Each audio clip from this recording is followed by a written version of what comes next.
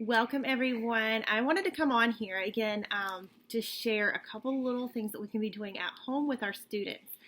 So my name is Ms. Cade, and I'm an instructional facilitator at Congaree Elementary School. And one of my passions is teaching reading and writing. I get the joyous privilege of being able to work with teachers in all subject areas, but my heart and soul bleeds ELA. And so I was thinking, what can I do with my second grader that would be an impact and keep her writing every single day while we're doing e-learning? Because for our school district, our kindergarten through second grade students, they have learning packets, and our teachers are in the process of working on some recorded video lessons to share with those students from a distance, so to speak. So I'm participating in my own kind of way. Again, my passion is ELA. So I was thinking writing. Okay, we didn't have time to get her writer's notebook from the classroom. We got the learning packet, we got a special notebook to work in, but we didn't get a chance to get her writer's notebook. And I know a lot of teachers at the beginning of the year, they do me boxes or me bags. They do heart maps. They do expert lists, like I'm really good at, or I know a lot about this, but not about this. I'm curious about learning more.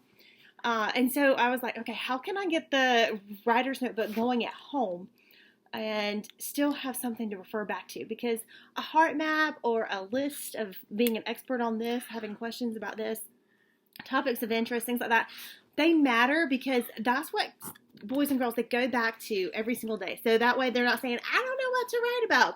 Because as a teacher, I refer them right back to the first couple of weeks of writing in school and okay, let's go back from August and let's take a look at your heart map. Oh, have you written anything about this yet? And the student goes, oh no, I haven't. Let me go write a story about this, or let me go look up more information about dinosaurs or trucks or my child's looking at me like I'm giving all these boy topic ideas. But whatever the case may be. So I dug out some of my old writer's notebooks, and I have an example of a heart map right here that I did when I was working with a second grade class. And so I put, my family, schooling, school learning. I love that. Music is a passion. Our dogs at the time were Piper and Shadow. We now don't have Piper and Shadow anymore. So I can still put them. I love them still dearly. And there's plenty of stories I could share about them.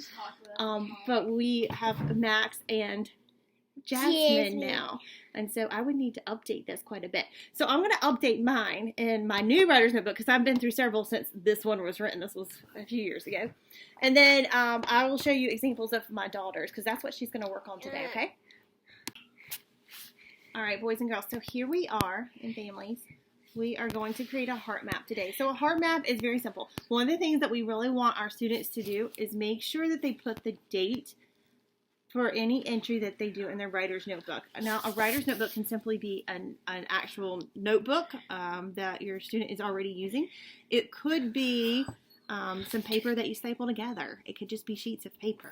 Whatever you have available to you. So for a heart map, and my child, obviously, she's like, Mom, my teacher drew the heart for me. So I said I would draw her heart for her, but I'm going to model it for you first. So big old heart.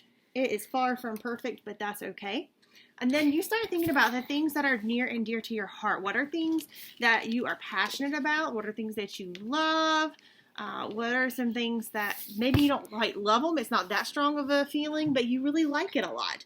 So you would put those kinds of things. I get a lot of boys and girls, they say, well, do I list all my family members or do I say my family? It's up to you, however you want to state it in your writing. So I'm going to get started, and then we'll come back in just a couple of moments and see where we're going. All right, so I've added a few things to my heart map, and hopefully I'll be able to rotate this, and that way when you're seeing this, it will look normal. And I'm going to show you, I've got my daughters set up. I drew the heart. So she ended up drawing her own heart. It's very If your child ends up drawing their own heart and you don't feel like there's enough space or they run out of room within their heart, it's okay to write outside the heart as well. So we're going to take about 5 to 10 minutes, and that's the most I would spend with the writing and adding into the heart map. You can always come back to the heart map later, but this is what I would spend my time on for writing for one day. And then we'll come back for lesson 2 tomorrow. All right, once you've had enough time to write in your writer's notebook, again, today we were doing our heart maps, and so it was like 5 to 10 minutes, depending on the age of your child. Then we have some share time, and so that would be a great time to talk about what did they write about. In class, we would rotate who would share. As a teacher, I'd be walking around and maybe see, oh wow, this student was definitely trying out something we did in our mini lesson. And so I only have one student, so she's lucky that she gets to share, period, right? She gets to share every single day. But that's what's going to happen at home with you all. Talking about their writing and how they tried something out from what you directed them to do. From the lesson that the teacher was giving, whether it was a meet through Google, or whether it's written directions that the teacher sent out, or whether they said write in your journal daily. So talk about what was written. All right, so this is Aubrey's work. And Aubrey, what are you excited about, or what did you write in your heart map that you can't wait to be able to write about later on? She's hiding under her blanket.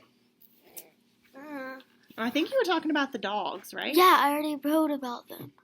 Okay, but we can write all kinds of stories about the dogs, right? We can write true stories.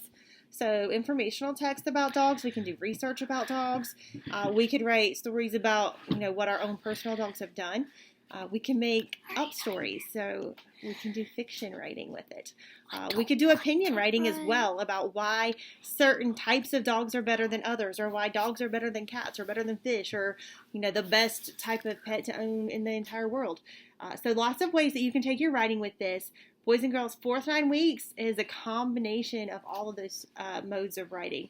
So we can't wait to see what you all are writing and sharing, and I would love to see some heart maps.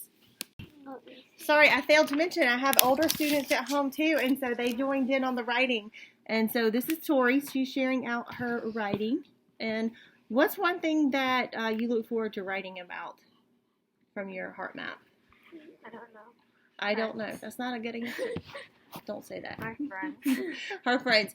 So she could make up stories about her friends and adventures that they go on. She could write real life events that she and her friends are working towards and doing and things like that.